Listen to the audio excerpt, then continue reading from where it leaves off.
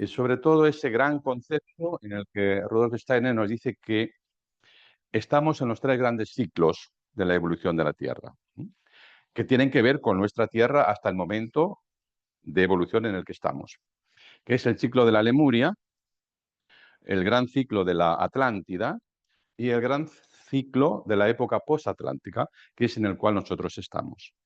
Y él habla de que en realidad en la Lemuria, lo que toda esta gran época tuvo que desarrollar como concepto fue el hombre voluntad o el ser humano voluntad. Quiere decir que la voluntad en esa época de la Lemuria, lo que nosotros hoy tenemos como fuerza de trabajo, en la Lemuria esa voluntad era muchísimo más poderosa, muchísimo más.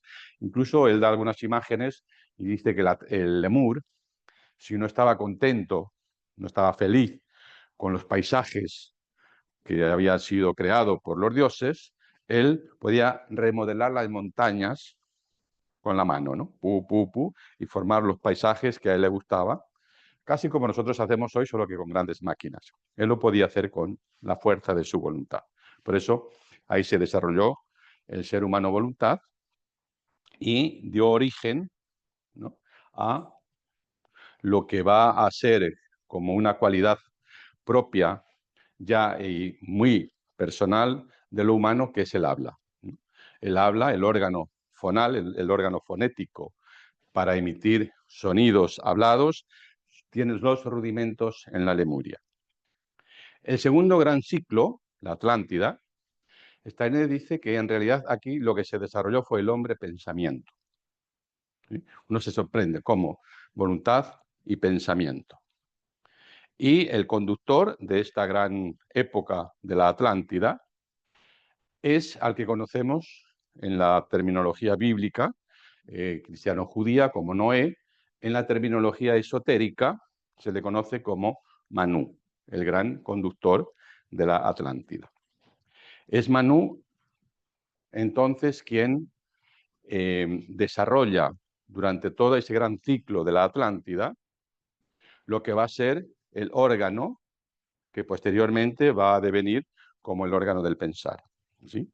Pero este órgano, su rudimento, lo tiene en la Atlántida, así como la laringe lo tiene en la Lemuria.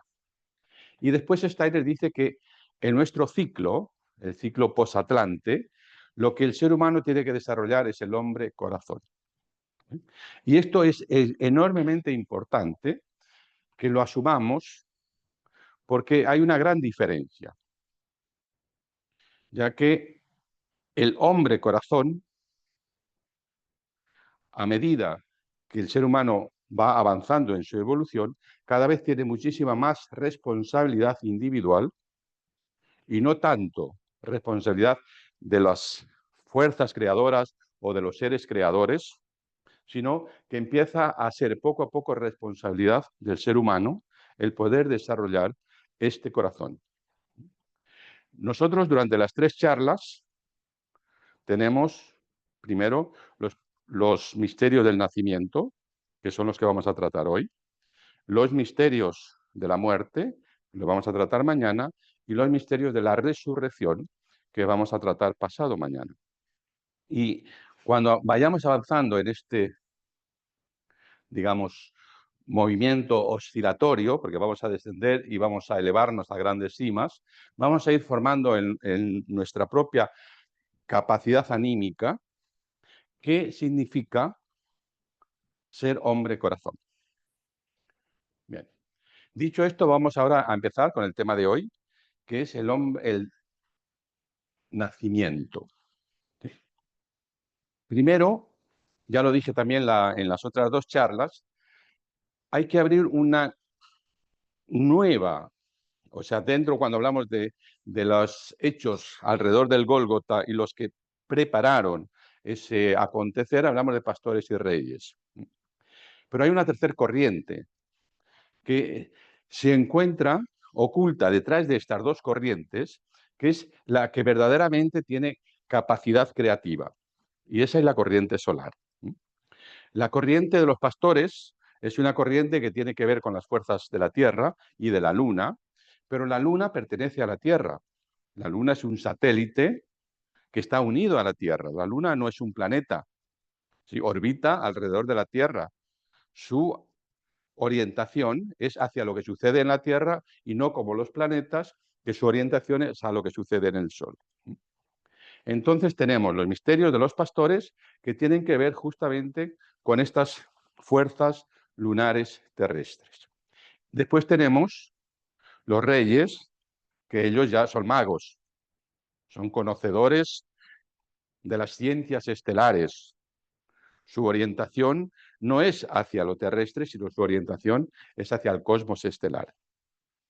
Y detrás de ambas se encuentra esa corriente subyacente que viene desde el principio de los tiempos, incluso ya desde la época de la Lemuria, hacia los tiempos finales de la Lemuria, que va a pasar a la Atlántida, que va a continuar en la época post-Atlántida y que en cada una de las épocas de los grandes ciclos de evolución de la Tierra comienza a conquistar nuevas cualidades, incluso también nuevos nombres.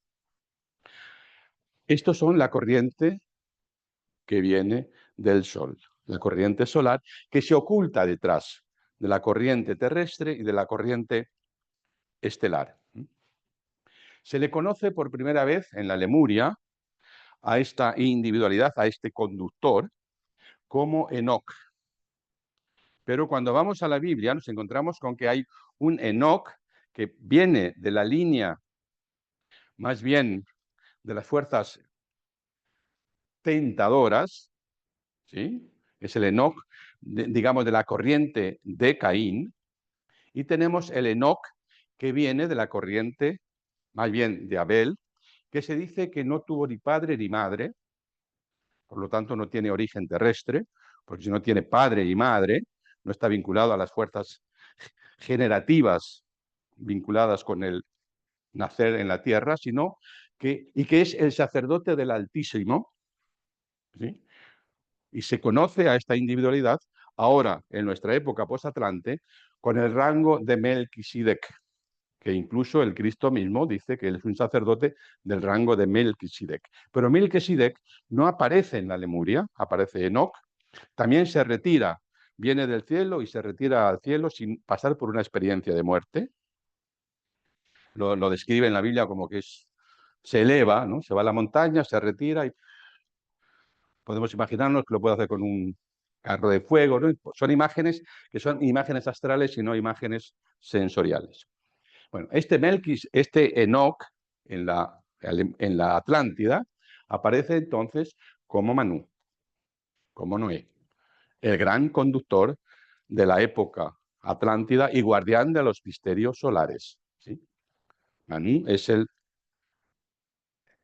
guía de las fuerzas solares en la Lemuria, perdón, en la Atlántida, ya que en la Atlántida, como podemos conocer por las informaciones que Rudolf Steiner nos transmite, esta humanidad se organizó en oráculos y cada uno de estos oráculos estaba en relación con una fuerza planetaria.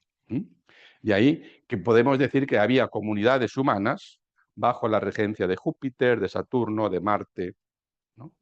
De Venus, y no hubo una humanidad bajo Vulcano y tampoco bajo el Sol, a pesar, porque el Sol no tuvo misterios propios, no tuvo oráculos, una comunidad, sino que la comunidad solar integra a todas el resto de las comunidades, porque siempre acá se ha tratado no de lo genérico, ¿sí?, sino de lo individual. El Sol siempre apunta a la individualidad, nunca a lo gregario, ¿no?, como humanidad compartiendo, sino los misterios solares siempre son misterios de la individualidad, es decir, misterios del yo. ¿Sí? Entonces tenemos misterios de la Tierra, Luna, misterios planetarios, misterios pseudoplanetarios, que son los que ha sucedido a través de la caída con la seducción luciférica, y misterios solares que se ocultan detrás de todo esto. Ahora bien, la humanidad va avanzando que en un determinado momento de esta evolución tiene que recibir en sí misma el contenido del ser, a la esencia. La Tierra es una Tierra que como cuerpo celeste sí tiene una divinidad, pero no es la divinidad propia de la conciencia de la Tierra, sino que sería más lo que se conoce con el nombre de Gea, ¿no? La madre Tierra, pero en el sentido muy arcaico. Mientras que la Tierra, como evolución cósmica, tiene que producir un fruto, ese fruto es el hijo, ¿sí?, del hombre, por decirlo de alguna forma, porque ese es el fruto de la Tierra. Todos, en un momento de nuestra evolución, tenemos que transformarnos en ser hijos del hombre, hijos de la tierra y del hombre, para alcanzar nuestro propio desarrollo espiritual. Ahora, aquí tenemos entonces los misterios del nacimiento. Y yo voy a traer una cantidad de imágenes, porque la única forma que a mí me parece que podemos entrar en esto es cuando las imágenes se juntan y empiezan a florecer. Es como que cuando uno junta imágenes, florece una rosa, ¿sí? Y el florecer de esa rosa nos produce una gran alegría. Hay un viejo villancico alemán, centroeuropeo, que en la época de Navidad se canta, y es súper conocido en todo el mundo, que es ese que dice, nos ha nacido una rosa. Hablando del niño de Belén, este niño al cual nosotros vamos a llegar, él dice, nos ha nacido una rosa, una primicia, ha nacido algo único. Este nacimiento de Belén nos tiene que llenar el corazón de júbilo, de alegría. Pero como somos una humanidad que ha perdido mucha sensibilidad en cuanto a su relación con el mundo espiritual, porque tenemos primero que devenir yoes individuales, independientes, tercos, ¿no?, para lo cual hay que hacer un esfuerzo para separarnos del mundo, eso mismo nos está endureciendo. Entonces, ya no nos habla.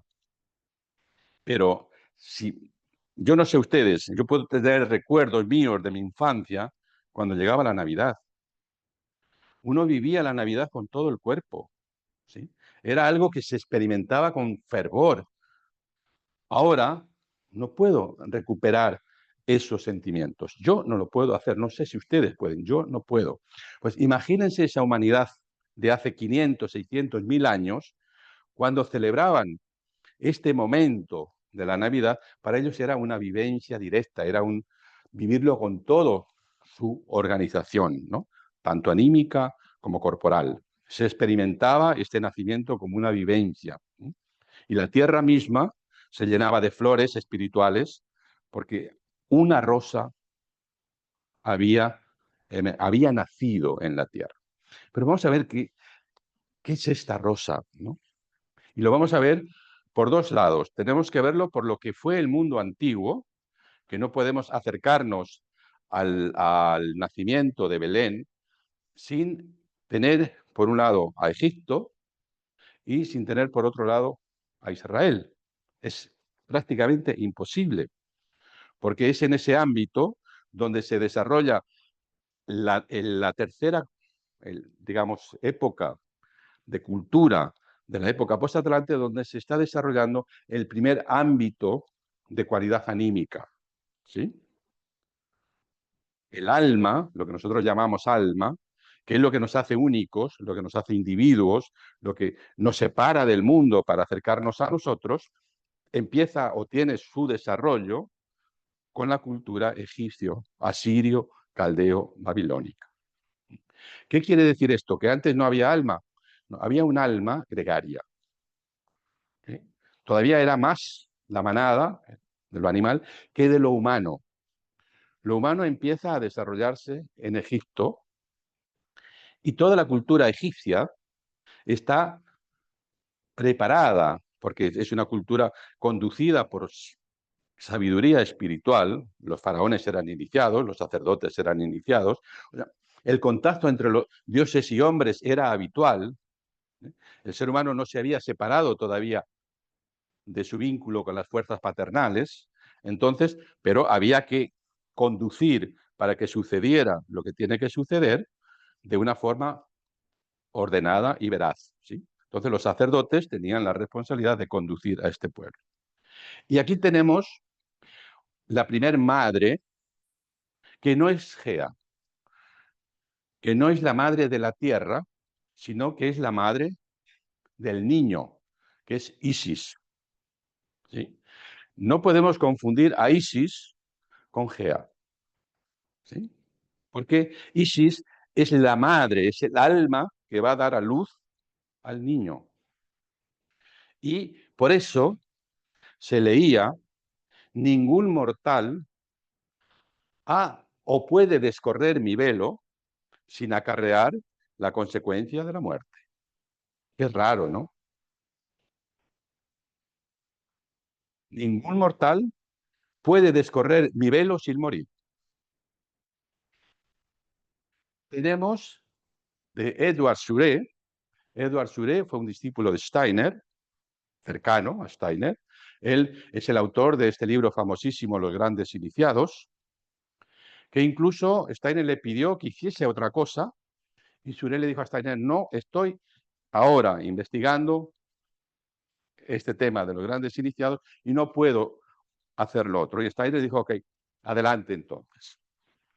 Y él nos describe de una forma maravillosa la iniciación en Egipto, ¿sí? Es quizá, nos describe también la iniciación en el Oasis, nos describe otras iniciaciones, pero principalmente la de Egipto. Y comienza diciendo que cuando el discípulo llegaba, o sea, el discípulo, el buscador, el ser humano que quería crecer en el conocimiento, se acercaba a las puertas de estos grandes centros mistéricos, que podían ser en Tebas o podían ser en Memphis, cuando le recibía el portero, digamos, es un sacerdote detrás el que le abría la puerta, le decía: presta atención, ¿qué vienes a buscar aquí? Porque de entrada te digo que solo encontrarás dos cosas: la locura o la muerte. Solamente encontrarás la locura o la muerte. Decídete antes de pasar este umbral, porque una vez que lo pases, no hay vuelta atrás, ¿sí? Porque eso era totalmente prohibido. Aquel que ya pasaba la puerta ya no podía volver a salir del templo.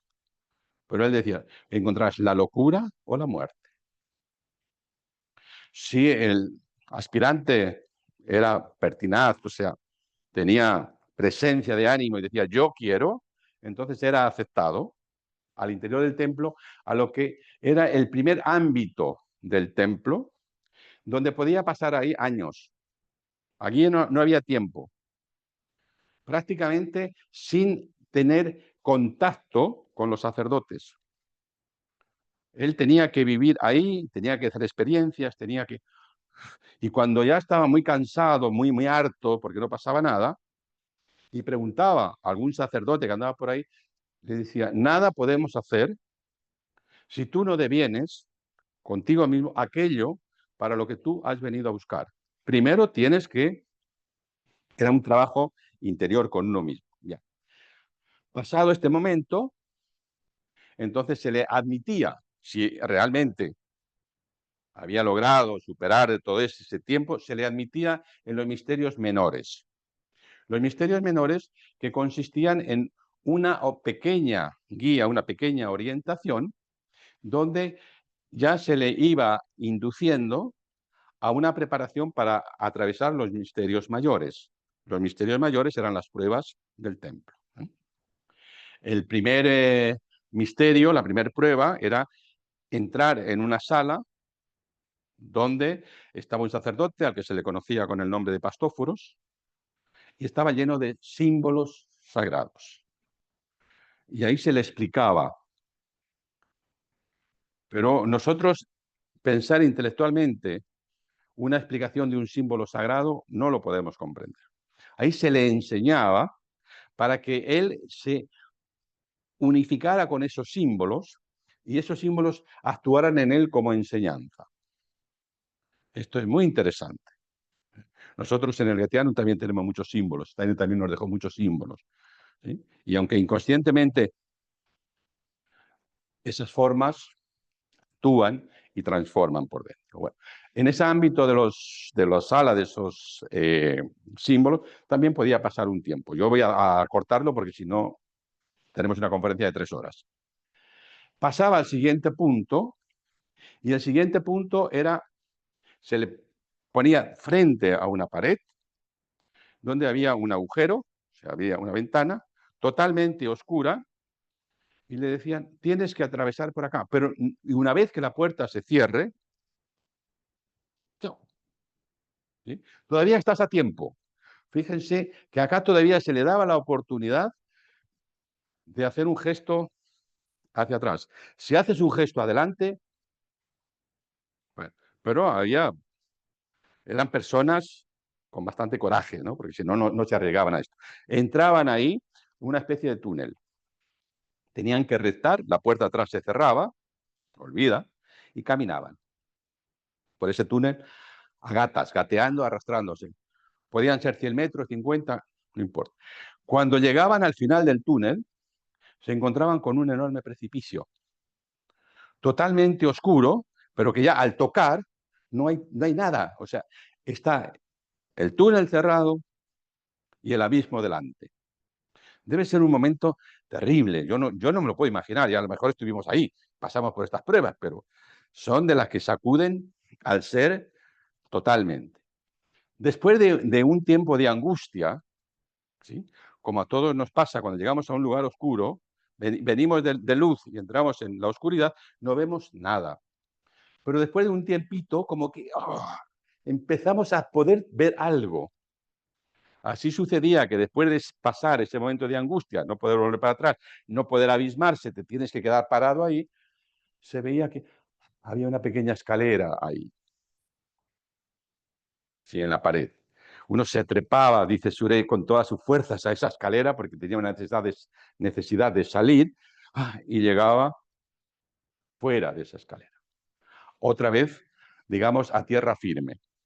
Tierra firme que cuando miraba hacia adelante, veía, ahora venía la prueba del agua y venía la prueba del fuego. Todo esto todavía eran pruebas físicas, no sé si se dan cuenta. A partir de acá entramos en un ámbito, primero la prueba del agua, el agua tiene que ver con lo vital, con lo etéreo, con todas esas fuerzas, a través de las cuales eran aguas difíciles de pasar, de mucho riesgo, y hacia más adelante había un camino de fuego.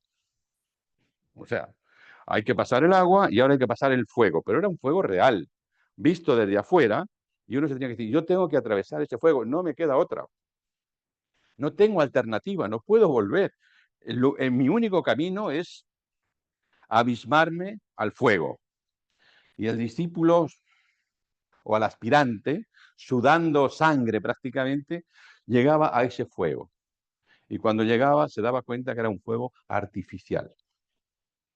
¿Sí? Entonces no podía atravesar porque era algo que estaba construido artificialmente con resinas como para que produjese ese terror, pero que se superara, porque es una prueba de valor.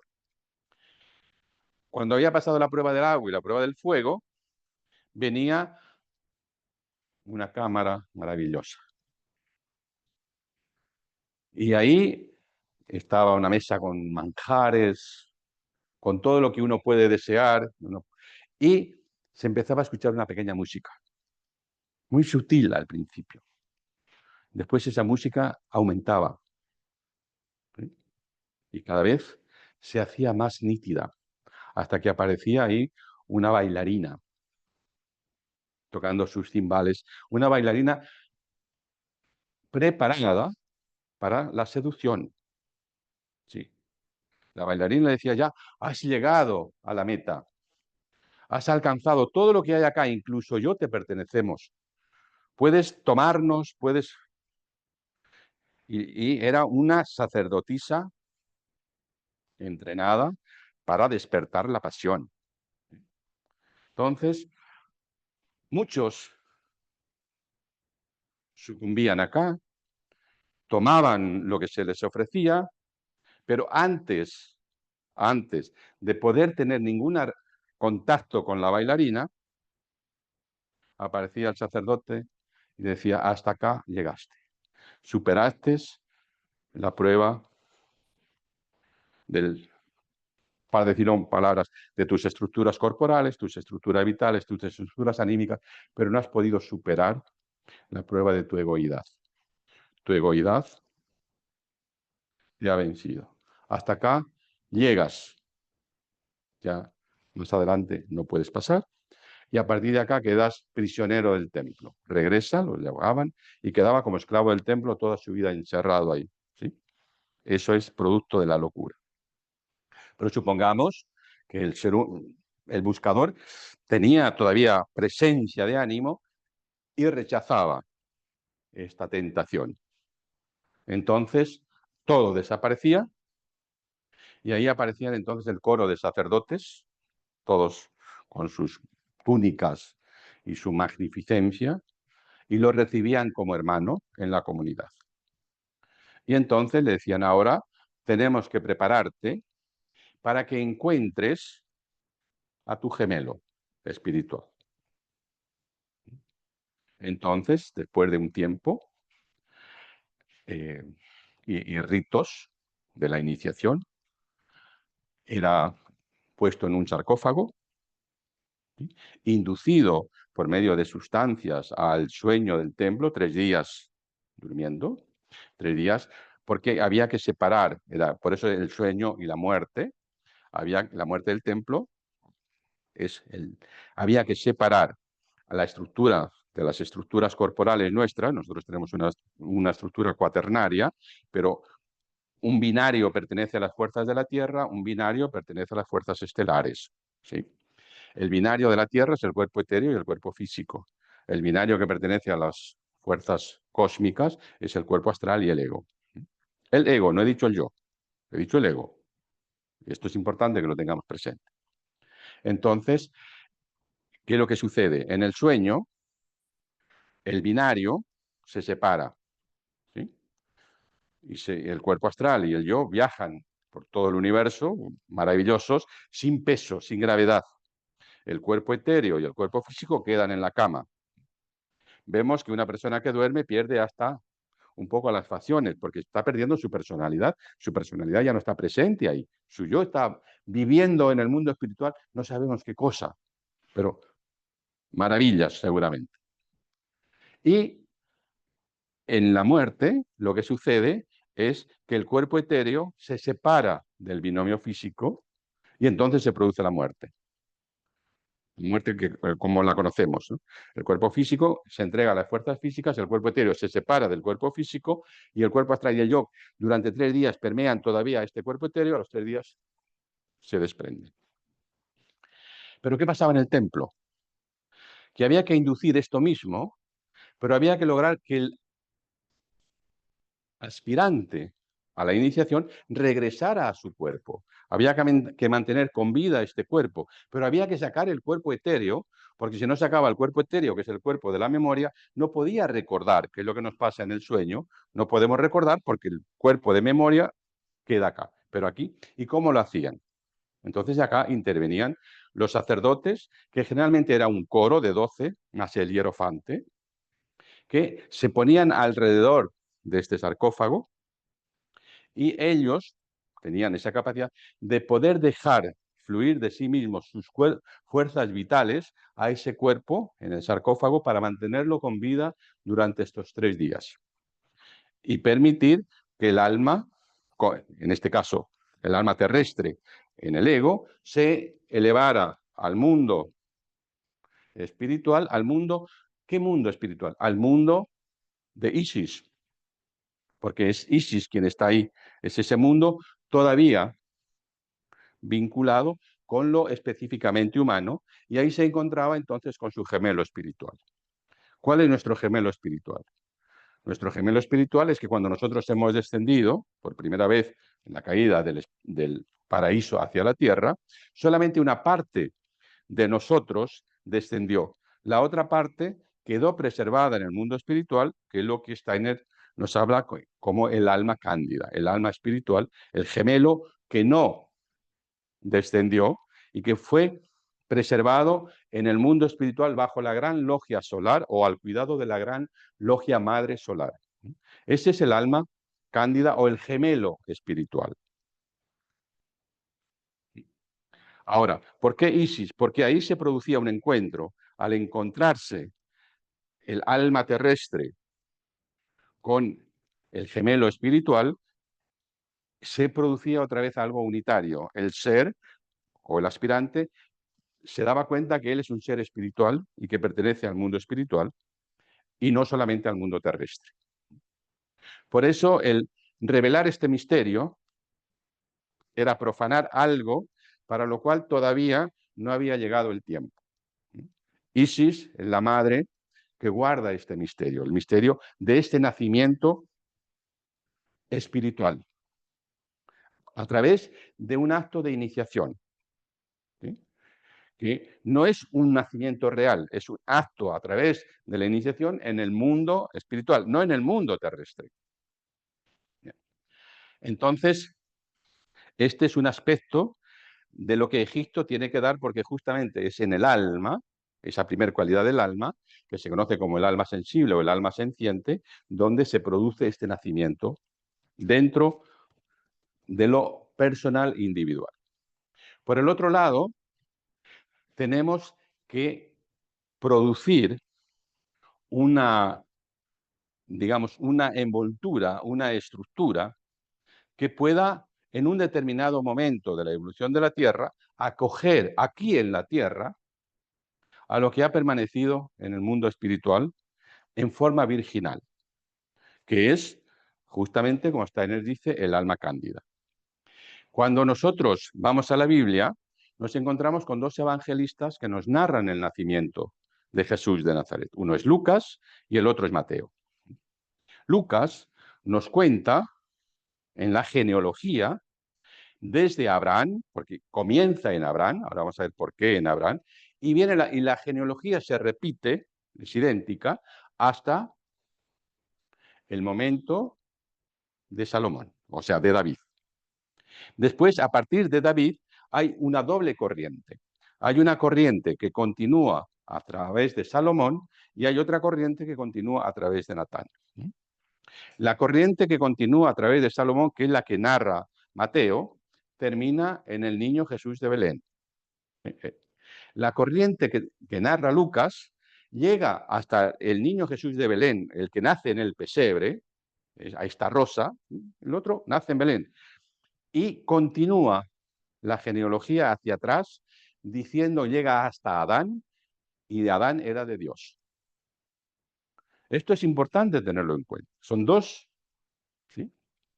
El pueblo hebreo, tomado de Abraham, tiene que llevarnos esta línea hasta el origen, porque es en ese origen donde está preservada el alma natánica o el gemelo espiritual del ser terrenal. Pero para eso se necesitó hacer todo un camino. Y es muy interesante ahora cuando estudiamos la individualidad de Abraham. Abraham es una personalidad que en la Biblia no está descripta en toda su magnificencia, ¿sí? La Biblia que conocemos, la Biblia que nosotros tenemos heredada del judaísmo, nos cuenta grandes cosas de Abraham, pero no nos cuenta todo de Abraham. O sea, hay historia de Abraham en el Talmud, ¿no? Y en otros libros hebreos que aclaran algunas cosas. O sea, para poder formarnos una biografía de Abraham que nos dé respuestas satisfactorias a lo que somos como seres humanos en ese tránsito evolutivo, tenemos que buscarlo por todas las fuentes. La fuente hebrea no es suficiente. Primero, se nos dice que Abraham nace en el año aproximadamente 2160 a.C., es decir, plena evolución del alma del alma senciente, la época egipcio, asirio, caldea, babilónica, que comienza en el 2800, 2700 años antes de Cristo. Ahí comienza esa era. Se cuenta que él, Abraham, está vinculado espiritualmente por medio de la iniciación con Noé. Noé, ya les dije que es Manú, que Manú es Enoc y que Enoc es el sacerdote solar por excelencia. Es decir, que él ya, Abraham, es portador de una iniciación que vincula directamente con los misterios solares, no misterios planetarios, no misterios terrestres, misterios directamente solares. Bien. Se dice que él nace en Babilonia, en Ur, en los tiempos del gran conductor, del rey sacerdote conductor Nimrod. Este Nimrod es un rey muy poderoso y muy soberbio. En la Mesopotamia, en Babilonia, se desarrollan esas construcciones que conocemos como los zigurat. ¿Sí? Los zigurat son torres escalonadas cada vez más altas. Bueno, Nimrod, que era un rey muy soberbio, quiso realizar el zigurat más alto que llegara hasta el mismo cielo. Lo conocemos como la Torre de Babel, ¿sí?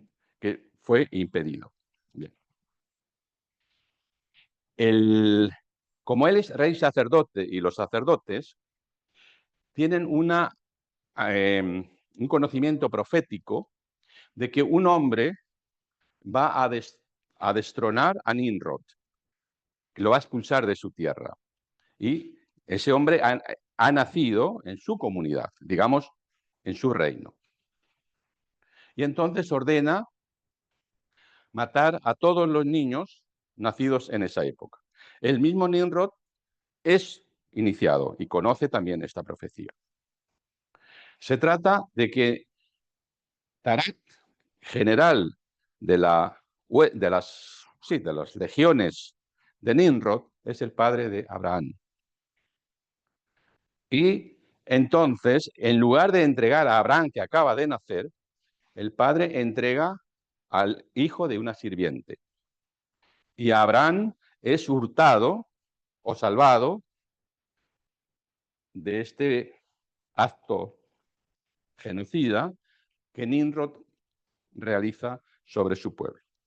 Y aquí se nos dice que Abraham es llevado a una cueva, encerrado en una cueva, y que se alimenta chupando su dedo pulgar. Sí. Es decir, y que la cueva se ilumina. Estamos hablando de una iniciación. O sea, el dedo pulgar es que el yo alimenta al yo. No hay otra alternativa. En una iniciación, lo espiritual alimenta a lo espiritual. Entonces, es preservado de esta... Y cuando crece, entonces, primero ha hecho una serie de viajes y cuando vuelve, se dan cuenta, descubren que Abraham es ese ser, ese niño nacido que iba a destronar a Nimrod y que no murió. Sí, parece como un cuento de hadas. Estas historias las conocemos porque son de la vida espiritual, son reales, ¿no? Entonces Nimrod decide matarlo. Y dice que hace una hoguera enorme, trae madera de todas las partes del mundo, hace una hoguera y ahí asan a Abraham. Pero Abraham sale incolume, porque es una iniciación espiritual. O sea, el fuego siempre es el kama astral, ¿sí? Con lo cual el yo puede salir erguido de esa influencia cámica. Entonces Abraham huye, tiene que salir y primero llega a Hebrón, donde ahí es iniciado. Ahora, las peripecias de Abraham es muy interesante. Llega primero a Hebrón, donde hay misterios de los planetas. ¿Sí? Se inicia entonces en la sabiduría de los planetas. Continúa su peregrinación y llega al reino donde hay misterios de los 7 pozos o las 7 fuentes, que cuando uno se sumerge profundamente en las profundidades de los pozos, entonces ahí puede estudiar las estrellas en su reflejo, donde las estrellas revelan lo que se oculta a la percepción sensorial. ¿Sí? Estamos hablando de que está siendo una iniciación con visión espiritual. ¿Sí? Bien. Sigue, llega en su camino hasta Egipto, y en Egipto Abraham recibe la orientación de los misterios egipcios, el conocimiento de Isis, pero también del cuerpo físico de la momificación. Vuelve a regresar y primero, cuando estuvo en la iniciación de los 7 pozos o los 7 fuentes, fue iniciado en los misterios de las estrellas, en las Pléyades, que tienen que ver con la constelación de Orión, ¿no? La espiritualidad más oculta del universo está en las Pléyades, donde también los egipcios y muchos se han orientado hacia la constelación de Orión. Y en Hebrón, de vuelta, vuelve a ser ahora iniciado en los misterios cabíricos. Y esto es lo que a nosotros nos interesa por sobremanera. Los misterios cabíricos, que después se van a mantener vivos en lo que conocemos como Samotracia, los misterios de Samotracia, y todos hemos visto la famosa Nike de Samotracia descabezada, lástima que no tengamos esa Nike con su forma, pero bueno, le podemos imaginar, ¿no?, esa belleza que debía tener ese rostro, esa cabeza de la Nike. Y en estos misterios cabiros, aquí Steiner ya no lo revela. Ya nos habla de que los cabiros son los cabiros son dioses. Y cada uno de estos dioses tiene una sabiduría en sí mismo. ¿Sí? Hasta ese momento se conocían 3 cabiros. Goethe dijo que en realidad serían 4 y 3 cabiros del futuro. Esto es importante. Los cabiros llevan unos nombres un poco extraños. Se llaman asieros, asierosquersos y asierosquersas. Son como nombres mesopotámicos. La iniciación de los cabiros, Steiner la describe como son vasijas, y incluso él las modeló.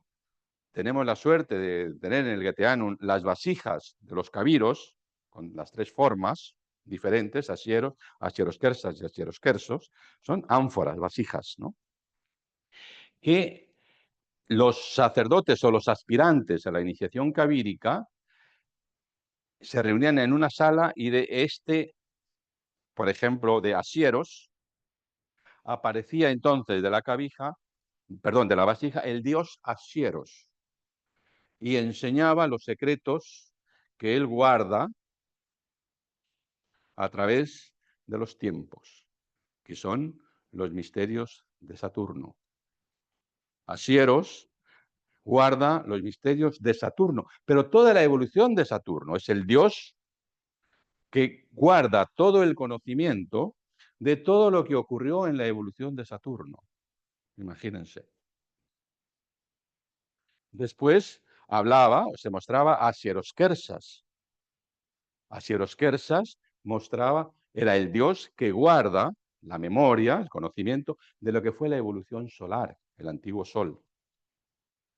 Después venía Asieros, Asierosquersos, Asierosquersas, más femenino, ¿sí?, en su construcción, guarda los misterios de la antigua luna. Y después venía Cádmilos. Pero Cádmilos no es un cabiro. Cádmilos está en proceso de devenir cabiro. ¿Cuándo Cádmilos devendrá cabiro? Cuando la Tierra concluya su misión.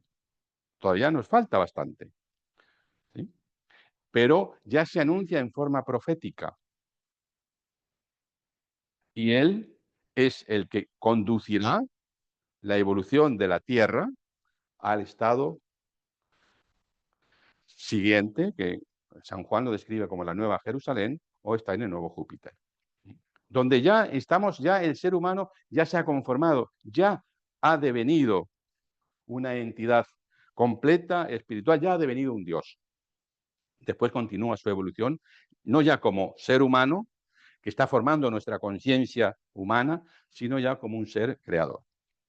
Y uno se pregunta, ¿y quién es este Asieros? Perdón, ¿quién es este Cádmilos? ¿Quién es Cádmilos? El conductor de la evolución de la Tierra. Ese va a ser Cádmilos. Pero no nos adelantemos. Dejemos que las imágenes nos vayan llevando. Ahora tenemos entonces a Abraham, que en uno de esos momentos se encuentra con Sara o Sarai, que significa la estrella de Sirio, la más luminosa del universo, la más majestuosa.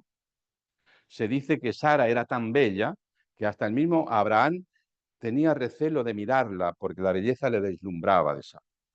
Y la desposa. Abraham desposa a Sara. Ok.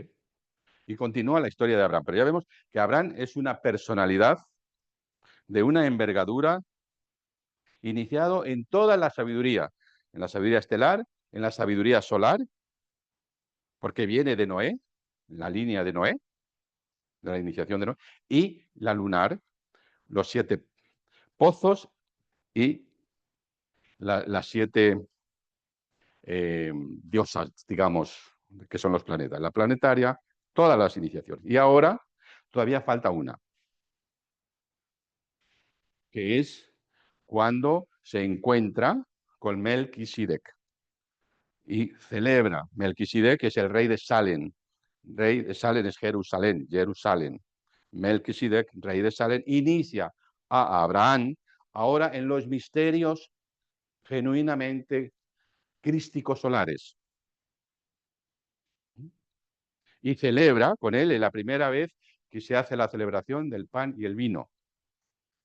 Melquisedec lo celebra con Abraham. Pero ya nos empiezan a orientar hacia dónde va toda esta película. ¿Sí?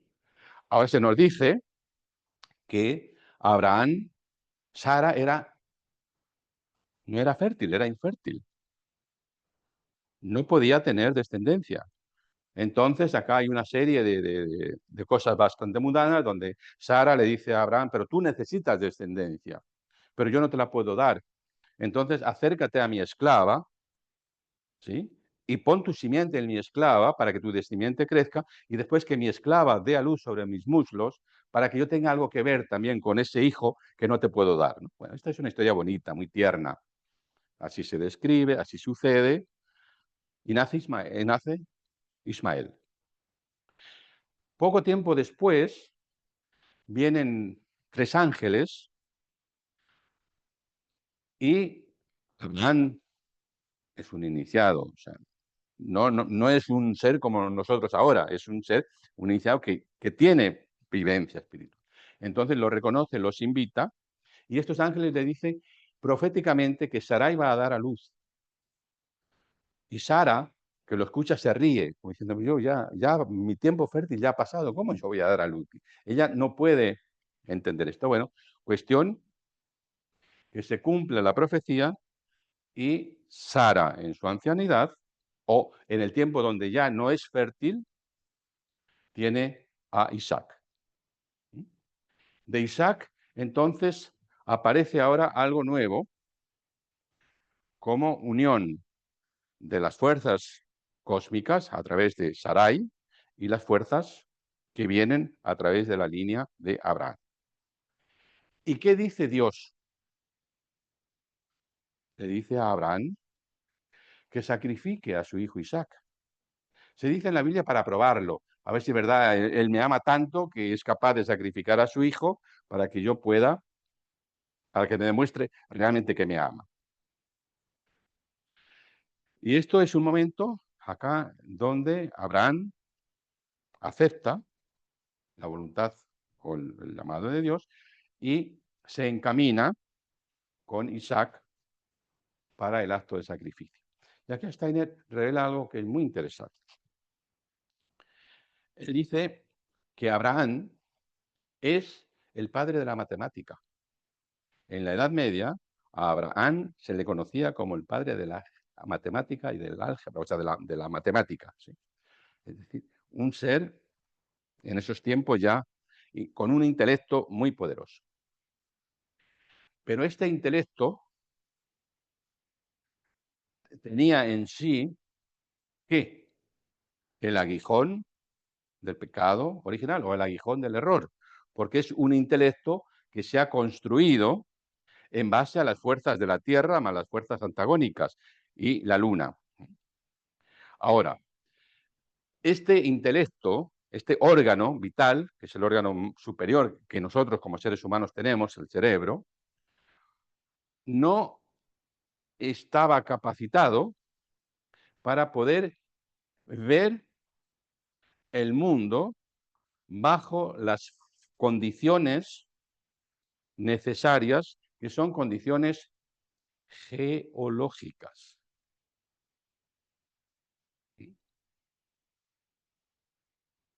En la próxima charla de mañana yo voy a hablar más esto, porque esto ya no se nos aclara en Delfos. No se nos aclara todavía aquí. La geología y la meteorología. Jehová es el Dios de la mineralogía, de lo mineral. ¿Por qué? Porque lo mineral es lo único, la única sustancia que puede reflejar lo que en ella se proyecte sin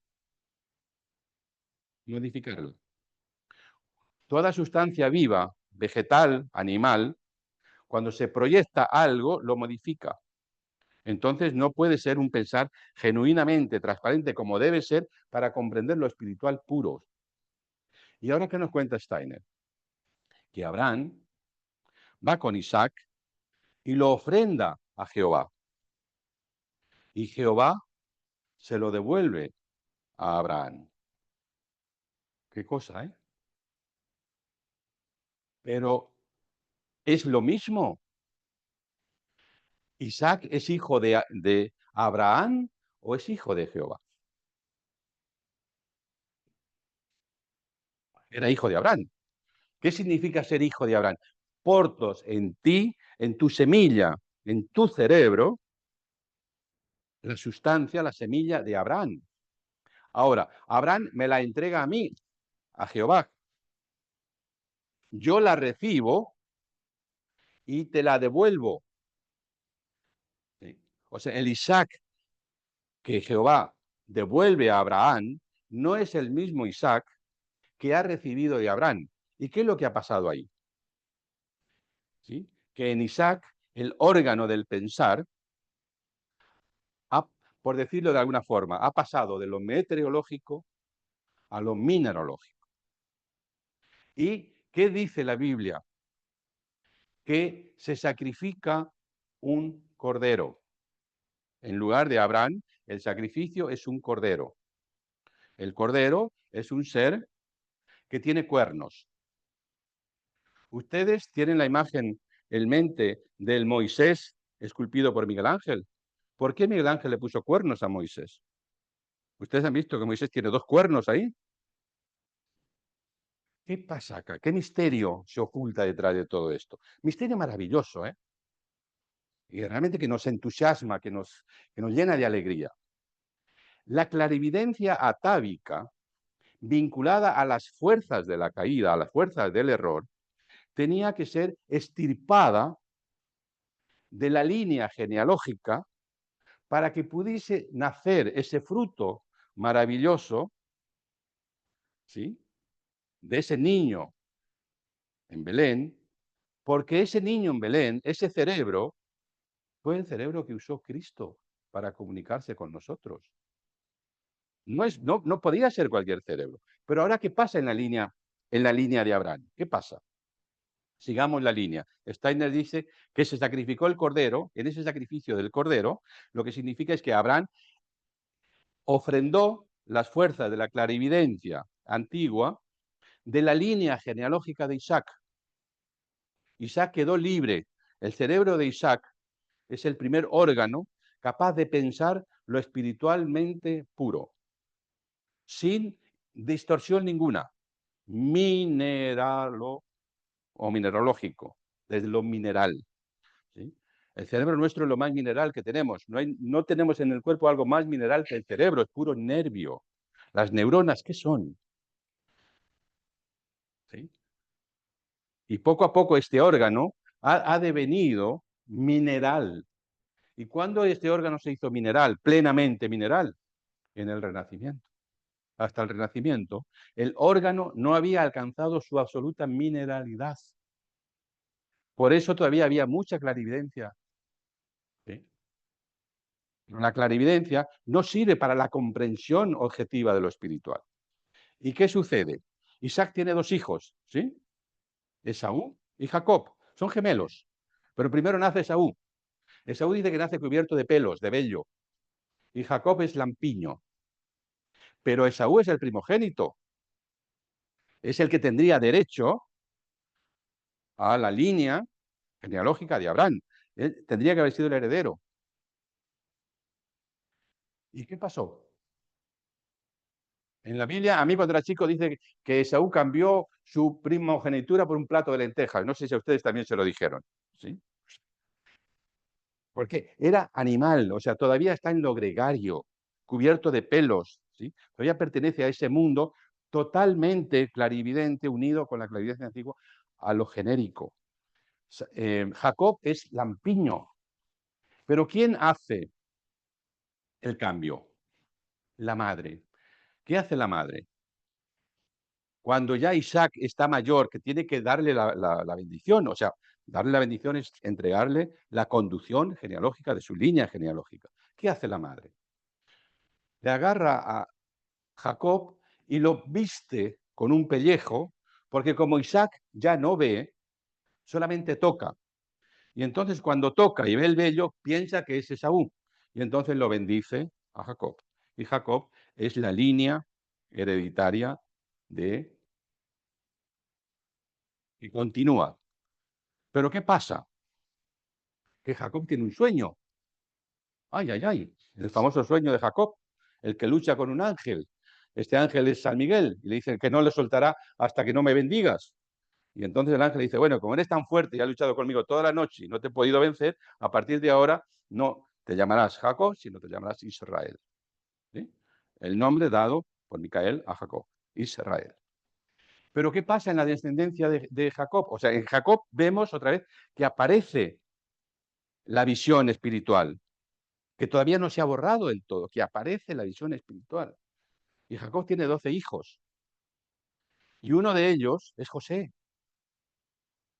Y José, los hermanos, ¿qué hacen con José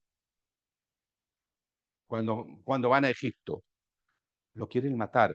Pero bueno, no llegan a tanto. Y entonces dicen, bueno, lo vamos a enterrar a un pozo y ahí que sea lo que Dios quiera de José. Y vuelven y le dicen que le llevan a Jacob una túnica ensangrentada. Jacob tenía predilección por José. Era su hijo favorito. ¿Sí? Y José es traído a Egipto y se pone al servicio del faraón. Y vienen las famosas situación de las plagas, de las vacas flacas y las vacas gordas, y todo Egipto entra en pánico y nadie sabe interpretar esa profecía, pero el faraón es un iniciado y también sabe lo que nos están queriendo decir, pero ningún sabio egipcio puede interpretar esos sueños. ¿Quién los puede interpretar? José. Porque José ya tiene razonamiento, ya tiene raciocinio, ya tiene un órgano del pensar que puede combinar y puede ver lo que está detrás. Y a partir de ahí, entonces José se convierte en el gobernador de Egipto, donde después vienen con la hambruna los hermanos y toda esa historia maravillosa que ya si nos cuenta la Biblia, que es muy enternecedora, lo que pasa, son historias reales que están detrás. Ok, continúa la línea de José. Termina. ¿Y dónde quedan los egipcios? Porque con José llegan a Egipto, pero llegan como invitados y con el tiempo se convierten en esclavos. O sea, los israelitas no salen de Egipto, vienen como invitados y ahora te conviertes en esclavo. ¿Y quién los tiene que liberar? Tenemos la historia de Moisés otra vez, ¿no? El nacido o el salvado de las aguas, educado por la hermana del faraón, príncipe de Egipto, al cual tiene todo el conocimiento, toda la cultura y toda la iniciación y la educación de un príncipe. Es decir, que es iniciado en los misterios egipcios, porque todos los príncipes y sacerdotes eran iniciados. Cuando Moisés tiene la situación con el hebreo, o sea, cuando está en las canteras y ve que están golpeando a este hebreo, de algo surge de él, entonces salva a este hebreo, él ya sabe que él pertenece al pueblo hebreo y tiene que huir. Y acá es muy interesante, ¿dónde huye? A Medina, a Median. ¿Con quién se encuentra Moisés? Con el sacerdote Yetro y las famosas hijas de Yetro, que son pastores. ¿Quién es Yetro? ¿Eh? ¿Quién es Yetro? Manu. Manu. ¿Y qué hace Yetro con Moisés? Tiene que hacer una iniciación para que Moisés pueda liberarse de su acto errado del genocidio que hizo con el hebreo, con el egipcio, en el mundo espiritual. Tiene que limpiar ese acto, se tiene que purificar. Esa es la iniciación que tiene con Yetro. Y es recién después de eso que Moisés tiene la visión de la zarza ardiente en el Sinaí. Y viene, y bueno, sabemos toda la historia, ¿no? Y algo muy importante es que él saca a los israelitas de Egipto, con todas esas historias, con las plagas, con Ramsés II, que eran hermanos prácticamente, pero que terminan como los hermanos que terminan odiándose de una forma impresionante. Bien, pero Moisés conduce al pueblo a través del desierto y se le prohíbe pisar la tierra prometida. Él le da a los israelitas las tablas de la ley. ¿Sí? Las tablas de la ley, de las cuales vamos a hablar ahora un poquito, pero primero él dice, ¿por qué a Moisés se le impidió entrar en la tierra prohibida? Y dice Steiner, porque no fue capaz de reconocer al ser que se encontraba detrás de la visión de Jehová, al ser solar, al Cristo. El no haber reconocido al Cristo y haberse quedado en la visión de Jehová, esto le impidió, lo tenía que haber visto en las columnas de fuego, cuando se separan las aguas, la fuerza que lleva adelante, eso no es fuerza de Jehová, es fuerza de Cristo. Pero claro, Jehová es en la luna quien toma y refleja la luz del Cristo. Pero Moisés tomó a yo soy, el yo soy, como si fuera Jehová y no el ser solar de Cristo. Esto es lo que le impidió a Moisés poder pasar o pisar la tierra prometida. Y ahora sigue nuestra historia. ¿Sí? Nos vamos acercando ya al momento donde el pueblo israelita sigue teniendo todas sus historias, ¿no? Es cautivo de acá, cautivo de allá. Es una historia trágica, ¿no? Parece que para ser el pueblo elegido, ha sido un pueblo elegido bastante... ¿Pero por qué? Porque él tiene que desechar toda la impureza de la sangre. No puede. Por eso, cuando se recibe las tablas de la ley y después el Levíticum, ¿no? Los preceptos a los cuales se tiene que someter el rabino es insufrible para un ser humano normal. O sea, esto no lo puedes hacer, esto no lo puedes hacer. Está toda la vida, todo completamente regulado. ¿Por qué? Porque ha recibido la ley moral para cuidarse de la ley egoísta, de la ley terrestre. La ley terrestre que lleva al deseo, ¿sí? A todo lo que tiene que ver con el desborde, a todo lo meteorológico, no a lo geológico. Lo geológico tiene que mantenerse puro. ¿Sí? Entonces, cuando nace el niño en Belén, el niño de los pastores, ¿quiénes vienen a adorarle? ¿Quiénes escuchan esos misterios? Los pastores son seres que están unidos a las fuerzas terrestres, telúricas. ¿Sí? Se mueven con el cielo y las estrellas, viven ahí. ¿Sí? Ellos escuchan los misterios terrestres. Os ha nacido la primicia. ¿Sí? La primicia que va a dar la posibilidad de que en un futuro pueda la tierra recibir a su Señor y el ser humano recibir la salvación. Pero esto estamos hablando en el niño Jesús de Belén. Este niño maravilloso que, como dice Steiner, uno lo puede tomar como un poco retardadito, ¿sí? Porque no tiene ninguna experiencia terrestre, es pura bondad. ¿Sí? No tiene desarrollo intelectual, ese órgano que es puro, ¿sí? Que puede utilizarse justamente para no cometer ningún error, porque si cometemos errores son errores de entendimiento. Imagínense ustedes cuando el Cristo tome posesión de este cuerpo, que tomase un órgano que no puede usar para que no haya error. ¿Sí? Nosotros nos equivocamos y no pasa nada. Pensamos que hubiese sido lo mismo si hay un error por este ser. No. Entonces, ese cuerpo nace y, como dice Steiner, bueno, tiene que ser cuidado. Nace de la madre joven, la María Virgen, nace del José anciano, nace el Nazaret, el Nazareno, ¿no? Está cuidado, no pasa nada.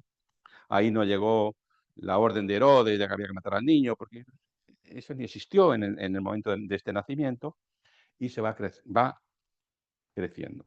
¿Hasta cuándo crece? Hasta los 12 años. A los 12 años es cuando el órgano del pensar está maduro para pensar. No es que, ¿por qué no a los 20? No, es a los 12 años. Nosotros, cada uno de nosotros, el órgano para el pensar madura entre los 11, 12 y 13 años. A partir de ahí, hasta ese momento, todavía no es mineralógico, es fantástico, es fantasioso, es la fantasía del niño. El niño aprende con fantasía, no con intelectualidad. Bien. Ahora, ese órgano, ahora hay que educarlo, ¿sí? Porque no le puedes dejar en ese estado virginal todo el tiempo, medio en un estado de tan poca conciencia y claridad. Y para eso tiene que, entonces, ¿quién se tiene que hacer cargo de ese órgano? ¿Quién lo puede llevar a una maduración? ¿Eh? El niño que viene por la corriente de Salomón, que es la individualidad de Zaratustra, Zoroastro, el gran Zoroastro, ¿no? Que los Reyes Magos vienen a Belén siguiendo la estrella de su mentor Zaratustra, que está encarnando en la línea real, ¿sí? No en el pesebre, sino en el trono, en el palacio. Y ahí nace el Jesús salomónico y el ser que se encarna como entidad espiritual, justamente la individualidad de Zaratustra. Y ahí entonces, después a los 12 años, Zaratustra migra a esta envoltura tan especial y comienza a madurar a esta estructura desde los 12 hasta los 30 años. ¿Sí? Para que esta estructura pueda madurar y a los 30 años pueda acoger en el Jordán al espíritu del Hijo y traerlo y que ese espíritu del Hijo pueda realizar su misión en la tierra sin error. Sin error. Imagínense si el Cristo hubiese ido cometiendo errores como nosotros, se hubiese destruido todo. Esto es maravilloso y es grandioso. Entonces, cuando nosotros nos acercamos a ese niño de Belén, a esa rosa que nos ha nacido, tiene que despertar en nosotros las fuerzas más amorosas, ¿sí? Las fuerzas más tiernas. ¿No? ¿Por qué en Navidad nos ponemos tiernos todos? Nos gusta ponernos tiernos, aunque ya somos duros, estamos duros ya como pellejos, pero todavía nos enternecemos, nos ponemos tiernos. La noche de Navidad, todos los seres humanos, digamos, que pertenecen a esta corriente espiritual, no sabemos las otras, sienten esa ternura, ¿sí? Ese afloje. Y puedo ser muy egoísta todo el resto de las noches del año, pero la noche de Navidad, ¿cómo me cuesta, no? Si veo que a mi lado hay alguien que sufre, ¿cómo me cuesta no escucharlo? Otra noche cualquiera diga, no le daría importancia, pero la noche de Navidad nos cuesta, ¿no? Entonces, yo lo que quería dejar hoy, este es el nacimiento del niño, este es los misterios del nacimiento. Nos ha nacido en el ámbito de nuestra tierra una rosa especial. Ese ser maravilloso que incluso muchas veces los grandes artistas del Renacimiento, sobre todo Rafael, nos puede pintar con esa manera maravillosa, ¿no? De ese rostro que está en el borde, ¿no? Hay rostro del niño Jesús de Rafael que están en el borde de la... ¿no?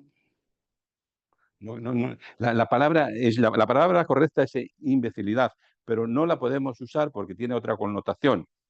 Pero en realidad es eso, un ser que no es capaz todavía de tener plena presencia de yo en sí mismo porque le faltan las experiencias de un yo. Entonces se mueve ahí.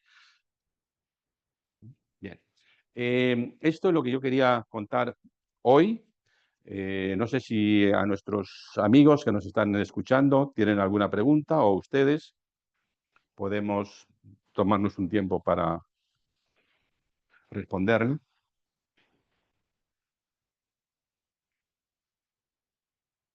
También es interesante, acá estamos en invierno, ¿eh? Y el cosmos, la Tierra, está en Navidad. Eso es importante también.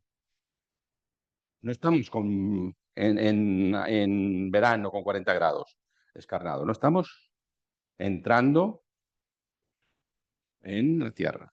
El invierno no se recoge.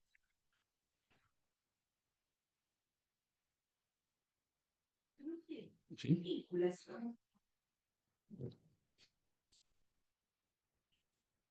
¿Qué vinculación hay, si es que hay, entre Siros? Porque yo esto no sabía, que Sara es Ciro, la estrella La estrella Sirio. que más, Sirius, que es la estrella que más brilla. Y los egipcios consideraban este momento, como estamos viviendo hoy, el nuevo año. El año iniciaba ahora, cuando Sirius se ponía en cierta cuadratura, no sé, creo que era en alineación con otros astros, con la Tierra y con otro astro. ¿Se vincula en algo con esto? Porque vos nos trajiste, allá es Navidad, acá es Año Nuevo egipcio. ¿Tiene algo que ver? No en esa relación, ¿no?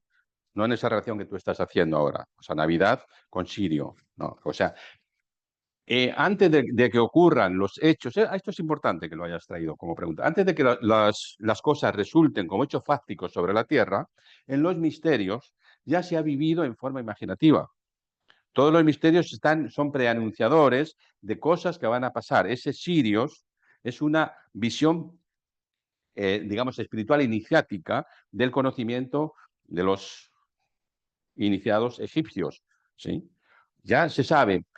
Entonces, pero Sarai o Sara está acá ya en la tierra. ¿Sí? Y por eso se dice, fíjate que es muy interesante, que se dice que es Sirius de la constelación de Orión el ser más deslumbrante del universo, la estrella más brillante, no el planeta más brillante que es Venus. No confundamos a Venus con Sirio. Sirio es una estrella, Venus es un planeta, ¿no? Y es toda la cultura de Egipto está bajo lo que se conoce como el ritmo del sotis o del año sótico, que tiene una duración de cada 1460 años, los egipcios tienen un año sótico. Ese año se pone en función bajo el sirio. O sea, a ver, nosotros tenemos el tiempo que lo medimos en 365 días y nos sobra un cuarto, ¿no? Bueno, ¿cuántos años tienen que pasar para que ese cuarto que sobra cada año formen un año completo?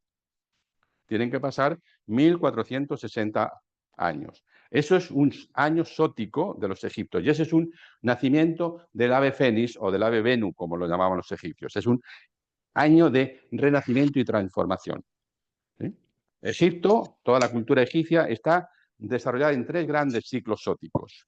En cada ciclo sótico sucede algo. El primer ciclo sótico es el tiempo que viene de las pirámides hasta el templo del sol.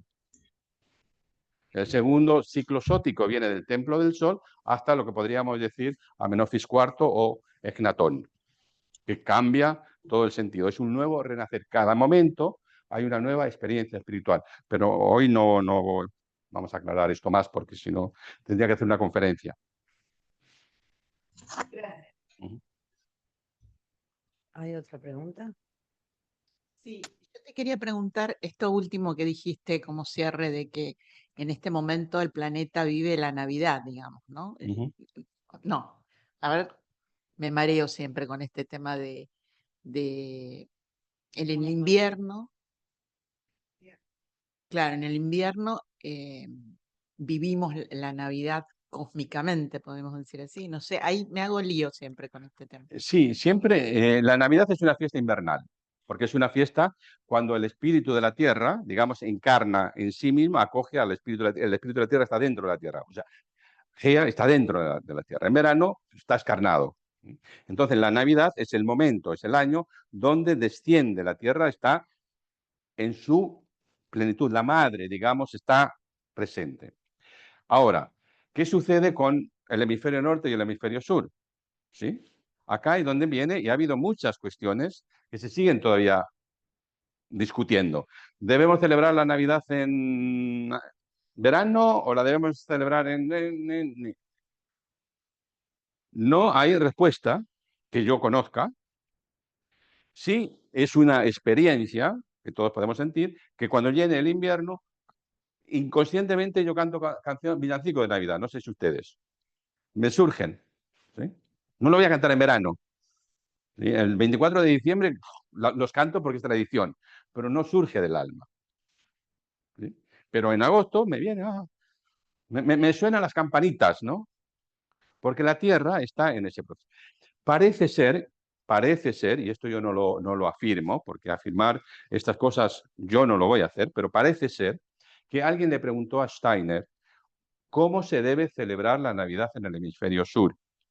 Y la respuesta de él fue, allá en el hemisferio sur debe ser totalmente diferente, ganz anders, de otra forma.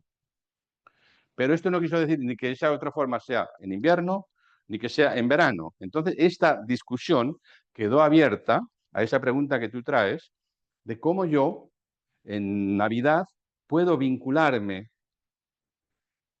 espiritualmente con esa fiesta. Si es una fiesta que debo vincularme como un nacimiento terrenal o ya como un nacimiento anímico en mi alma. Y de esto no hay respuestas, yo no las tengo. ¿Sí? Y de Steiner lo único que se escuchó, debe celebrarse de manera diferente, ganz anders, de otra forma. Gracias. Una pregunta. De toda esta investigación que vos haces sobre esto, ¿no? Todas estas imágenes que nos contás y todo, ¿cómo vos la vivenciás en cómo estás vos hoy, ¿no? En cómo está el hombre hoy. O sea, ¿qué sentís de aprendizaje que te ayuda a, bueno, esto de entender un poco, ¿no? Yo digo, esta madre que deja al hijo y engaña y pone al otro, y yo digo, ¿cómo eso al final fue bueno? O no sé, situaciones que viene pasando que y yo digo, ¿cómo vos lo traes al hoy, al hombre de hoy? Bueno, traer esas imágenes al hombre de hoy es una historia. Lo podemos hacer. Pero yo no te voy a contar lo que el hombre de hoy tiene que hacer para evidenciar esas imágenes, porque eso es la tercera conferencia. Ah, voy a tener que esperar entonces. Entonces, no vamos a traer lo que todavía tiene que venir. ¿Sí? Ahora, la pregunta que tú haces es una pregunta del pensar lógico, que el pensar lógico no alcanza para expresar lo espiritual, no alcanza para comprenderlo. ¿Sí? También tenemos, por ejemplo, el sentido virginal de la concepción inmaculada del niño Jesús. Bueno, ¿se pueden alterar las leyes biológicas? No. Entonces nos está hablando de otra cosa. No nos está hablando de ese acto que nosotros, racional, con este pensar lógico, no. Quiere decir que en la concepción no intervino el deseo, porque el deseo fue lo que hizo que el hombre descendiera. Fue una concepción virginal sin deseo. ¿Sí? En el sueño, en un estado espiritual de sueño. Incluso Steiner se atreve todavía y dice que no sabemos cuántos niños hoy en día, hasta puede ser de nuestros propios hijos, han sido concebidos de la misma forma que este niño.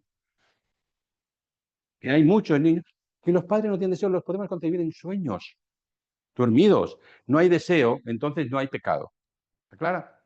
Porque el deseo está, el pecado está en el deseo, no en el no deseo. Entonces, nosotros podemos, pero lo que no podemos alterar son las leyes biológicas. Porque eso ya sería una contradicción. Dios mismo se contradiría a sí mismo. Sí. Ahora, la pregunta esa tuya, pues también tiene que ver con todo esto. O sea, hay una parte de la herencia de Abraham que no es pura, porque lo que se tomó fue en Isaac, pero Isaac no se limpia del todo, todavía sigue teniendo una... ¿Sí? Y esa parte viene y pasa a Esaú, que son gemelos, es que son gemelos, son dos niños gemelos, no son, no sé. Lo podemos encontrar después también con la mitología griega, con Hércules o Heracles y Euristeo, el hermano. ¿Por qué Heracles se tiene que someter a Euristeo? Porque Euristeo nació un minutito antes que Heracles. Entonces, el otro... ¿Pero quién es el héroe? Heracles. Porque ahí pasa la potencia, ¿no? Liberada de la egoidad. Se purifica, hay una purificación.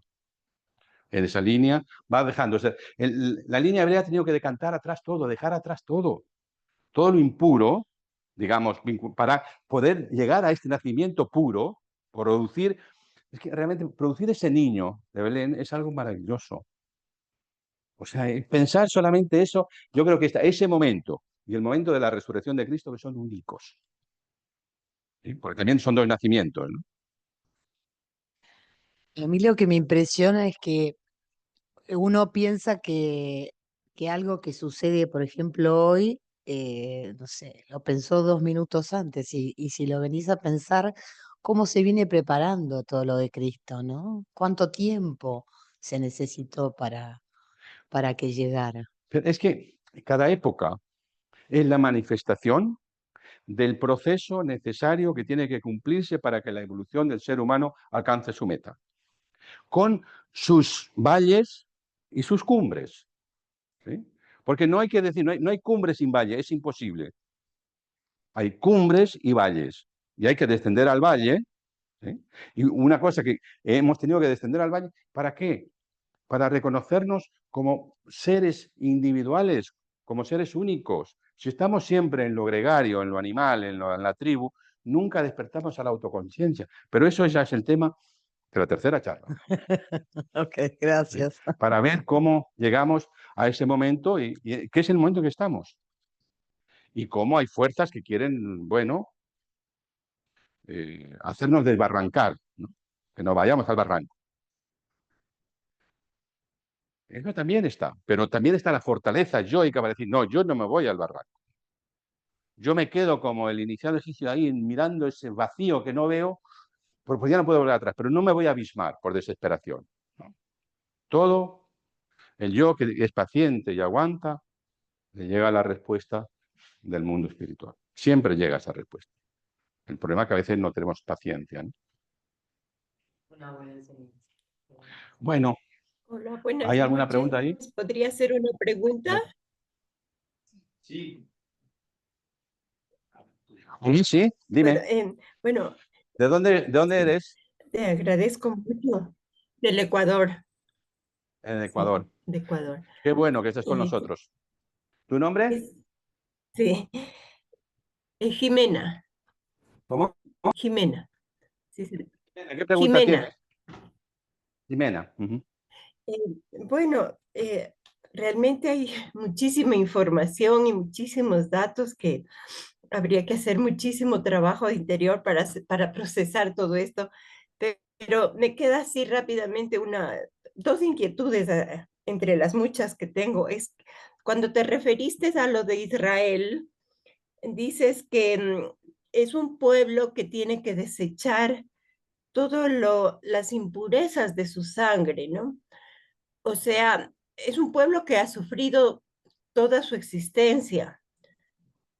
Eh, a ver, siempre me he cuestionado yo y me he preguntado ese por qué, ¿no?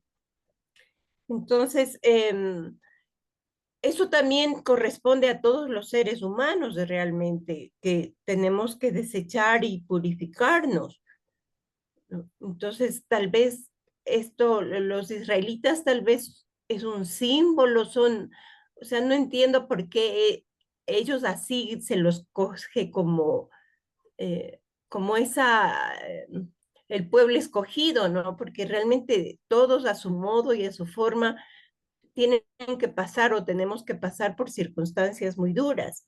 Eso, una pregunta. Y la segunda pregunta es con relación a lo que acabaste de mencionar, de que no podemos comprender las leyes desde el punto de vista racional, no comprender el mundo espiritual. Hiciste mención sobre la Virgen, la concepción virginal, y señalaste de que no se puede romper una ley biológica.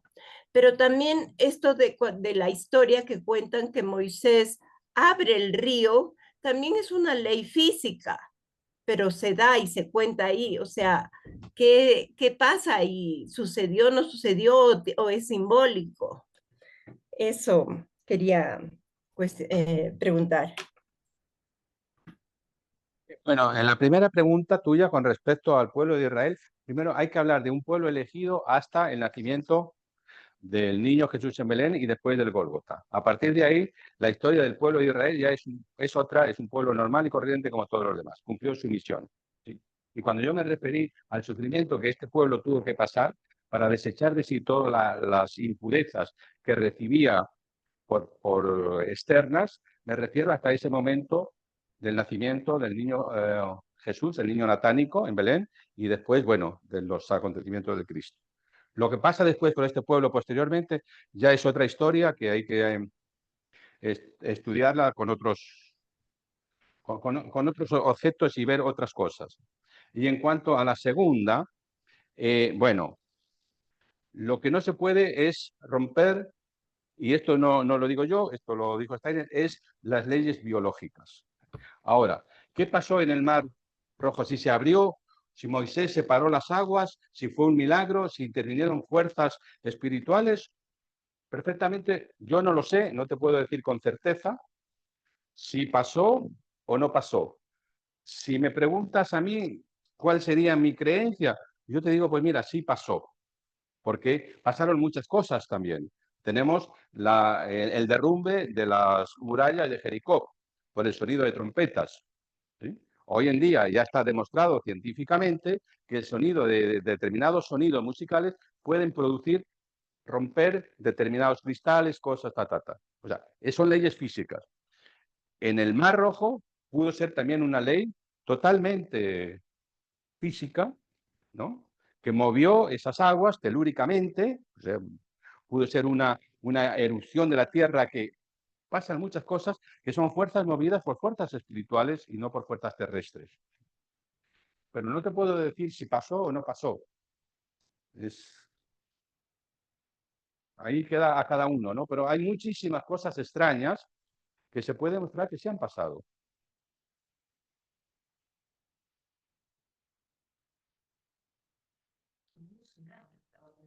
¿No? Sí, sí. Se hacen. Son leyes telúricas.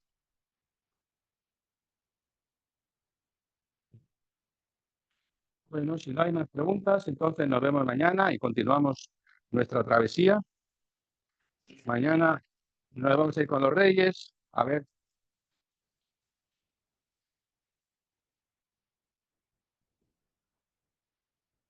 ¿Qué hora tenemos? ¿Nos pasamos mucho tiempo o no? Sí.